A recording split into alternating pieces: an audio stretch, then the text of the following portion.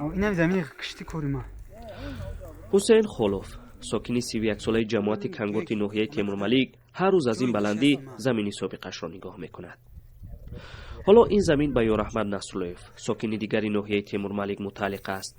یاراحمد نصراللویف با قرار حکومت محلی از سال 2018 خوجگی دهقانی سفر سمد را تشکیل کرده است. اما سال 2014 حسین خلوف 10 هکتار این زمین را از خوجگی کنگور تا سال 2029 به اجاره گرفته بوده است. ما همین زمین گرفتم، گفتم که در همین زمین یا هندوق میکنم، مرغ میکنم، مثلا خس میبرم، علف میبرم، همین شرط زندگی ما گندم میکنم همین زمین ده، همین شرط زندگی ما ساز کنم ده، ما دیگه کاری باز میکنم نمیتونم. از سال 2018 سرگردانی او خانواده شروع شد. روزی نیست و یک مقامات مکتوب ننویسد. به سراغ او هم هر روز یک یا دو پاسخ ارسال می شود. او هم از شکایت بردن دست کشیدنی نیست.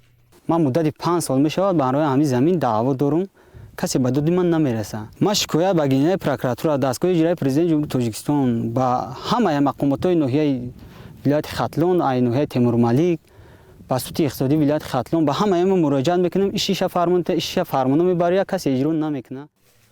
این پاسخ دادستانی ناحیه تیمورملیک به حسین خلوف است. در پاسخش دادستانی نوشته است خلوف به خوجگی از سرینو شرطنامه کرده میتواند.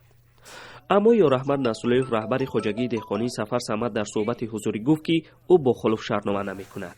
سببش را در پی شکایت‌های زیادی حسین خلوف می‌گوید. ولی خانواده حسین میگوید که آنها به زمین احتیاج داشتند که این کار را انجام دادند. در خانه 2000 مون و بچه‌م یک گرده گفتگی یک گرده گشت 70% کار میکنه. کار کردن نمیتونه. همین زمین بنده همون گرفته بود که همجا برام یا زندگی ما برام یا رزق روزی من برای مورم خیلی کردن زمین ما پیش کردن ندادن. عقلا نپرسیدن ما که همین زمین ما دست تو بگیریم یا نگیریم. حسین خلوف سال 2011 یک گرده‌اش را از دست می‌دهد. حالا معیوب گروه دوم است.